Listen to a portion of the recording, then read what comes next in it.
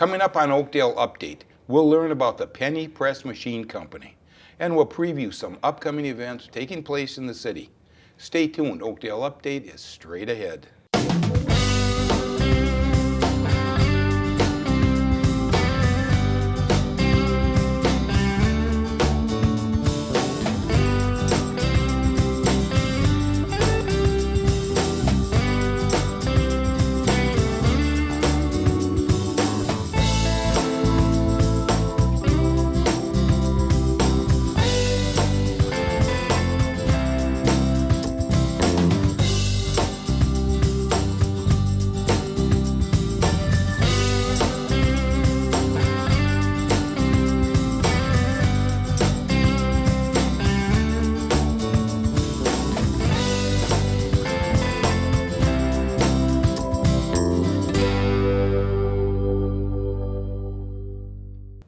Hello and welcome to Oakdale Update. I'm your host, Frank Orsello.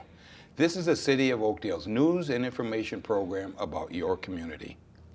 I'm now joined by Brian Peters to talk about the Penny Press Machine Company. Brian, thanks for joining us on Oakdale Update. You're welcome, Frank. We got a lot of stuff to talk about this Penny Press Machine, so let's get right to it. First of all, tell us a little bit about yourself. Sure. Myself and my dad, I purchased the company about 5 years ago from Rocky, the previous owner. He'd had it for about 30 years. So that's kind of what got us into the business. I've always had jobs in sales and things like that. My dad has an engineering and machining background. So when the company became available and we kind of found out about it, it was a pretty natural fit for us. Did you know this Rockwell? His name was Rocky Rockholt, and yeah, we knew him for about 15 years. He had rented space from us in one of my dad's commercial buildings, and Dad got to know him pretty well through the years, and I did as well. Helped him out a little bit and found out a lot about his business, and he had a very successful business selling penny press machines all over the world that he'd built through the years. So what was your What did you do? I mean, did you work there part-time or anything? Did you help him out or anything? Being that he was in our building, we were there as well, working on our projects. And so when he would need help, we'd go down and help him out and just kind of got to know his business as a friend. Dad would help him with re-engineering parts of the machine. And through the years, we just were a natural fit for taking it over once he was ready to retire. That's a pretty good deal, isn't it? I mean, you walked right into it. Yeah, we were pretty lucky. You bought it from him, didn't you? Oh, we did buy it from him, yeah. But as far as selling a business like that just to somebody off the street, it'd be pretty tough. So I think he was equally kind of lucky to have us there at the time, the right people to take it over. So yeah, absolutely. So tell us about yourself. Where did you go to school? I went to White Bear Lake High School, and then I went to the U of M for 2 years and joined Venice Heights Fire Department for a couple of years. And then I started my own business called DDI, Designated Driver Service. And I ran that, I still run it to this day, and then I also run the Penny Press Machine Company with my dad. Okay. Are there other family members involved in this at all? Just the two of us, nope, and we're the only employees, only ones that run the company. We sub out making the parts to all shops all over Minnesota. We have a wood shop up in northern Minnesota that makes our cabinets, an acrylic shop in Plymouth that makes the upper cabinets for the machines. Several machine shops around the Twin Cities that make all the hard parts, and then we assemble everything at our shop in Little Canada. So you have other jobbers, if you will, jobbers that do the parts and whatever you need done, huh? Yep. My dad works with them, gets them the prints and things that they need to make those parts, and then we order them in bulk for most everything. And then they come back to your factory or your place, and then you put them all together, correct? We put them together, yeah. We work with each customer then to customize the machines for their locations. We'll work with companies to sell them to them for their businesses to use promotionally. We work with a lot of tourism type places, gift shops, zoos, museums, anything you can think of. They're all over the world, places that need tourism, souvenir type items, and a penny press is something they can purchase once. They set it up, they don't have to plug it into the wall, they don't have to stock it with inventory, they don't even have to have an employee running it. It just sits there and generates them a solid revenue over its lifetime. Our machines are pretty darn bulletproof. They're built to run well in excess of 200,000 plays without having to replace gears or bearings or anything like that. Really? That's great. Yeah. So do you have a salesperson that's out selling these machines? You're looking at them. So and a great website. That's you, huh? And actually, we do have a lot of salespeople in people that own our machines. They're some of our biggest salespeople because they do so well for them that they oftentimes will refer them to many other shops and places that they know. Okay, well, let's see. Okay, who would be buying your machines? Sure. Yeah, like I said, they're really, I mean, the market is open. We sell to all types of different customers as far as retail, wholesale. We sell to customers like Anderson Windows, where they'll bring them to trade shows. They'll bring our machine out, and instead of handing out a free pen at that trade show to draw people into their booth, they'll set up a penny press machine. It also gives away a little souvenir. It has their logo branded on the back, and then the front of the image will be for the event or whatever they're at. So they'll use it promotionally. We also sell them to other countries. So we sell them to Mexico, Germany, all kinds of different countries to crush their different currencies. So for us, the market's pretty huge, and the amount of people that make them is very small. So. Okay, so how much time do you put in this? Sure. Or how much time do you and your dad put in? Is it a Yeah. two-man operation? Yeah, you mean into like per machine? Well, in the whole Oh, it's business. It's a full-time job for both of us. It is a full-time, run yeah. the business. Yep, definitely. That's what I meant. Yep, we have thousands of these machines out there that have been sold from our company through the years. So, working with those customers to get them new dies for their machines, to get them maybe parts that they might need to keep them running, or to sell them new machines. Between all of that, it keeps us busy. Oh, kidding. Okay, so now tell us some of the people who buy these machines. Cruise ships and what I heard. We got I've read something Mount about Rushmore is a real good customer of ours that I'm sure you've heard of. But really anywhere, zoos, museums, theme parks, to the little gift shops, all the way up to the big, like I say, the Mount Rushmores. I mean, one thing about our company that sets us off from some of the competitive ones is we specialize in selling these machines to the end user, to the owner, basically, and they generate all the revenue off of that machine over its lifetime. And what the difference is, some of our competitors, they'll only do a revenue share split. So they'll place the machine there, and they'll only give a portion of the revenue to that location. They won't, however, do that with a little small shop, or if the place isn't big enough, then there's not enough revenue generated for them to do that. So we kind of have a niche in the fact that we'll sell either to the small guy that doesn't get his machines, or we'll sell to the real big place that's sick of giving away all their revenue to that revenue share guy, and they finally decide, hey, we'll just buy our own machines and keep 100% of the revenue. Oh, that's great. Okay, so tell us about the machines themselves. Yeah. What do they look like? What are they? Sure. How do they work, and that kind of thing? Yeah, well, I mean, if you've been to a zoo or a fair, it's a pretty traditional machine you've probably have seen or used. You put your payment in, usually it's 2 quarters, and then you put your own penny in there as well. You turn the selector crank until the image pops up that you want to elongate, and then you press the vending feeder in, and then turn the hand crank until your coin drops out below. It'll come out then changed with whatever image you'd picked. So the 50 cents that you put in, that's the person whose machine it is. That goes directly to that machine owner. And you get the money from the machine itself. We sell the machines. You sell the machines. Yeah, we don't do the revenue splits. So No royalties come to you or anything, no, correct? no. Once the machine's there, it's owned by that location, and they keep all the revenue off of it. How long does a machine last? Well, we build them to last over 200,000 plays. So it's not really a time, it's more of a play use. Okay. Tell me how they work. How does the machine work? Give me the gears here and the gears there and whatever it takes. How does it work? Oh, sure. Well, you put your 2 payment coins in at top and your penny. You press in the vending feeder. The coin's going to drop through a acrylic chute in between 2 die rings that are on the inside of the machine. The rings will roll together, and in between those rings, that coin will fall. As it falls through the rings, the pressure of those rollers imprints. On those die rings is what houses your image. So that die then imprints into the coin as it rolls through, and it comes out the chute on the bottom, then elongated with your image pressed into it. Okay, so a custom machine. Tell me what does that mean? Yeah. A custom machine. Well, all of our machines are custom because we do make the images custom for each location. Sometimes they might want just a stock type of an image, like a horse or a cow or a deer. That we can find pretty simple. But other times they'll want custom art even, where we'll draw a landmark or a monument or something from their actual museum that they might want on the coin. So we have artists that'll draw 2D line art of anything. We could put your face on a coin if you wanted, Frank. And then that comes to the die maker. We have that acid etched onto the dies, and that's a chemical process that burns the image into the hardened steel die ring. And then once that image is burned onto the ring, then we can use that ring to press coins. Wow. Okay, so You have artists at your shop too that put We this, have local artists that we hire, yep, just the same as kind of our other vendors. So we work with and that goes independent into the cost contractors. of the machine, correct? Correct, yep. Or sometimes our locations will design their own if they have their own artists on staff, yep. Okay, so then you sell these machines, and then they're ready to go, right? Yeah, there's a little more customization in the exterior cabinetry of it. We can do full vinyl wraps on them to decorate the cabinets, really draw attention to them. We have different types of wood-based cabinets, oak and maple, and then we'll do different custom projects as well. We have all kinds of, I mean, sky's the limit for whatever they want. We just did one for a Cherry Crest farm in Pennsylvania, and they wanted an outdoor machine, so we built a kind of a cedar-looking outdoor cabinet with a roof on it and everything that the machine sits outside in their farm, and they don't have to worry about bringing it in.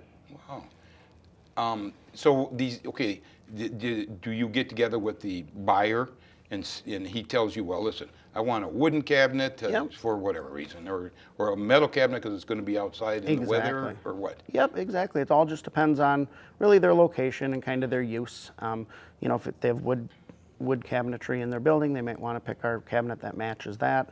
You know, the vinyl ones are a little more modern looking. The steel ones are indestructible, so you have to have it outside. Nobody's ever going to break into it if they use the steel cabinet. It really depends on the use and kind of how they want the machine to look. Okay, so I was looking at your website, and there's a picture in there of McDonald's museum, and I didn't quite understand what it was. I don't know what I was looking at. That's a one of a kind. So we did that. We did a wall for McDonald's corporate headquarters. They built a new global headquarters in downtown Chicago about 4 years ago, and they hired us to work with them in the History Center portion of it, which isn't open to the public. It's only open to the people that come there. In this building houses McDonald's University, or it's called Hamburger University, actually. And they have all their kids and managers and everybody from all over the world fly in there and learn how to run their stores. So on the second level of their building, they have a little History Center area. And one of the sides of that History Center is a 50-foot by 12-foot high wall of penny press machines. And it's all built into the wall.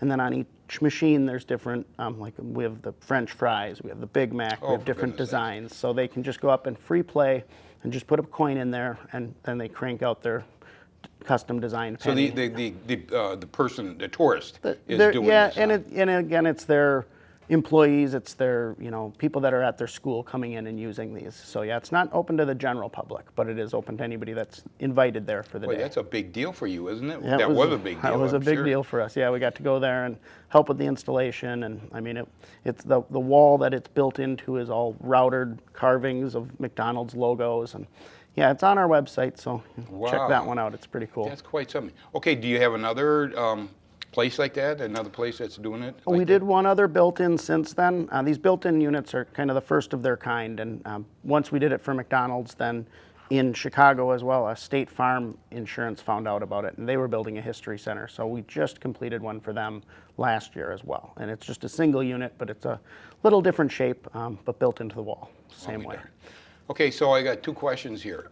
The first is it legal to be pressing coins? Sure. And secondly, I mean, it sounds like it's getting to be kind of a big business, and you must be these tourists or whoever is putting the coins in, they're eating up a lot of coins. Yep. And now there's always a complaint, the government's complaining that there's never enough coins to go around. So you guys are kind of exacerbating that situation, aren't you not? I don't know that that's a problem, but Yeah. the law is not illegal. So it is actually legal to do what we do with the coins. It's only illegal if you fraudulently manipulate the coins, so or bills or anything. If you were to try to make, you know, a penny into a nickel or a dollar into a $10 bill, that's illegal, or pass something off as more than it was initially worth. But you can crush them or cut them up. That's legal. You're sure about that? I am. Yep. You can pull up the statute. It is online. So it is, okay. But again, I asked, that's a lot of coins you're eating up. Is that? Do they ever get? Okay, so people get these coins. What do they do with them? They collect them, just like anything else, just like spoons or thimbles. There's collectors. We sell actually a collector book that they can put them in. It has 36 pockets for the coins to go in, and people start their little collections. If you go on eBay, you'll find one from Japan for maybe $10 being sold because somebody doesn't want to have to go all the way over there to get it. So, oh, for God's sakes. Yeah, it's pretty incredible. There's actually Pennycollector.com is a website you can go to, and when you're on your road trip, you can map out all the machines on your trip, and you can stop in and hit every single one of them. I'll be darned. So this is kind of a big business. I mean, it's getting to be a big business at least. You know, coin pressing's been around since the late 1800s. They were, I mean, at the Chicago World Fair, they pressed some of the first coins. Hand press machines, not with vending or anything like that, but it's been around for a long time. There's a lot of collectors, a lot of generations of them, and being that we sell, you know, a vending option where somebody can put that in their store and make a continuous revenue off of it, yeah, I don't see the demand for that going away. I'll be darned. So how's your competition? Are there other companies that do this? Yep, there's other companies. Like I say, we build a bulletproof machine. We build a machine you're not going to have to work on. You're going to have there for 200,000 plays. You're going to be able to count on it, not jamming up. And our machine, the price reflects that. You know, we're on the higher end of the price scale, but it's worth the money. One of our competitors won't even sell their machines because they just do them on the revenue share. And there are a couple other options for sale, but kind of you pay for what you get type of a thing. Hey, so what's the advantage to you doing it your way compared to the royalties or the other people, the way they do it? What's it? Well, for the customer, they make 100% of the revenue over the life of that machine. So, you know, who wants to give away, you know, 70% of the money that they could potentially be keeping? So that's the benefit to owning the machine versus revenue sharing with somebody. So revenue sharing, that must get to be a little bit sticky, if you will, in terms of, you know, percentages and all the things, right? Yeah, it sure can. Yep. Yeah, my customer at Mount Rushmore said before they got our machines, they just got sick of sending checks every year to somebody that never came in and did anything for them. So instead, they got rid of those machines and bought ours. Or they did. Yep. So good for you. Do you have any competition in people who sell the machines permanently? There are, yep, some a few of those a too? couple of those, yep. Okay. So you haven't made any change in the designs necessarily of the machine itself? I mean, the gears and all that, is that pretty basic? Does that stay the same? Well, since we took over, we've re-geared them, so they're about a third easier to crank than they used to be. We've made a lot of designs to the design changes to the machines, really just to streamline them, make them look a little bit more modern, stand out more. We don't have any issues with coin jams or anything like that. And also, we corrected the size of the pressed penny. Through the years, they've been kind of overstretching them.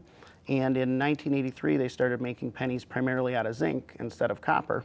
And now that that's the case, the pennies will come out real sharp if you overstretch them. Oh. So we resized our template, we resized our die rings, we did some math there to figure out how can we make these pennies always come out as a perfect oval shape with no pointy, sharp tail on the end of them. And now that's what we're getting out of ours. So they could have been cutting people, I suppose, huh? They were, yeah. Really? We actually, when we took over the company, we heard that was the first complaint we heard from some of the competitors' machines, and we wanted to make sure ours weren't doing that. Good for you. Good move. Yeah. Good move. Okay, so tell me the difference between smash, press, and elongated. No real difference, just a different way to say them. So that elongated is the technical term. I'd say most people call them pressed pennies.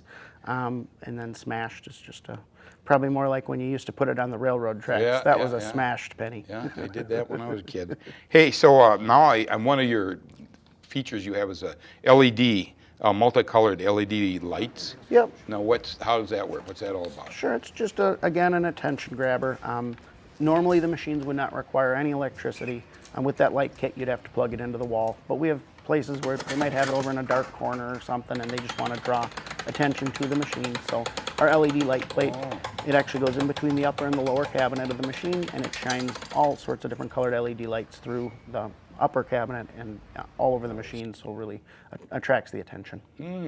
Geez, that sounds really good. Now, locally, where would I find a machine? Sure. There's a couple free play ones pretty close to where we are. Stillwater Fire Department has one at their new fire station, and Anderson Windows has one in their lobby right over in Roseville. And then Minnesota's largest candy factory, they have 3 of our machines down there. Those are pay machines. Minneapolis Institute of Art has one. And if you go on pennycollector.com, you'll see many, many more. But yeah, they're all over the state. So these people that collect them, Yep. so what's their point? Collected because one says Mount Rushmore, one says... Yeah, collect them from where you got them. They'll either be branded on the front or the back with where they were from, and then each machine has 4 or 5 different, front images from that location. So when they go to each spot, they can get 4 or 5 souvenirs from that spot, then go on to the next one and get a few more. So There seems to be no end to it, though, is there? I mean, there is really. not. There really isn't. So if you're No end in sight. if you're collecting these, I mean, you could have 1,000 different coins, right? Well, yeah. Yeah, you could get them at every place you go, just like, somebody collecting a shot glass everywhere they go or anything like that. So, although this is only 50 cents, so it's a little easier to collect. Is that the general price, 50 cents? Generally, yeah. We do have some places where they might charge a little more depending on what their souvenirs are, but I heard the Grand Canyon has a glass walkway that has one that's $3 to crush a penny. So, but it's all in what you pay for where you're at. Okay, and it's only pennies and quarters? We do pennies and quarters and other currencies. So like 2-cent euros, we'll do a 1 peso coin. We do that as well. That one looks pretty neat because it has the gold in the middle. So when you squish it, you get that gold center. We just did one for Guatemala. We crushed their 10 centavo coin. And we've done probably a dozen different countries through the years. But in the U.S., it's primarily pennies and quarters. We can do a nickel, but it's a little harder on the machine. Those are pretty hard. And dimes are just too small. Nothing there to crush. Okay. Okay, so that's what people use then, just mostly pennies, but they can do a quarter. Yep, it's a different machine to do the quarter. Oh, it is? Yeah, Oh, exactly. okay. So they have to buy a quarter press, and then they can crush quarters with it. The machine has to be set up for the coin because the dies are actually sized to the coin that you're putting in it. Oh, I see. Yep. So, but if you go to Minnesota's largest candy factory, they have a quarter press and a penny press. I'll be darned. Yep. Oh, boy. Well, I'll tell you what. This is more information than I ever thought I would ever find out about penny pressing. Yep. But I believe it. Me too. but you know your stuff, and I think you do a very good job. Thank you. I'll start. I gotta be honest with you. I've never seen a penny press in my life, to my knowledge. Maybe there's one over in the corner. Well, but that's it. Now that you've seen them, you'll notice them everywhere. I'm going It's one to of be those looking things. hard, I tell you. So- Gosh. Well, hey, I want to thank you so much for being with us today. This was very informative. And did I ask you? I can't remember. Did I ask you? You live in Oakdale? No, your dad lives. My in dad Oakdale. lives in Oakdale. I grew up over in Oakdale as well. I live in St. Paul now myself. Okay. Did you went to Tartan High School and all that? I went to North St. Paul for 2 years, Oh, you and did? then I actually went to White Bear Lake for 2 years. Oh, okay, that's right. You did say that. Yep. Okay, see, you had me so excited about these pennies and nickels that I just got confused. That's all okay, right. well, listen, I want to thank you for joining us today. Yeah, you're welcome. You enlightened us. You did it. You really did. Excellent. Thank you. You're welcome. Thanks, Frank. That's all we have time for this month on Oakdale Update. We leave you with a list of events taking place in the city. For everyone at the City of Oakdale, thanks for watching.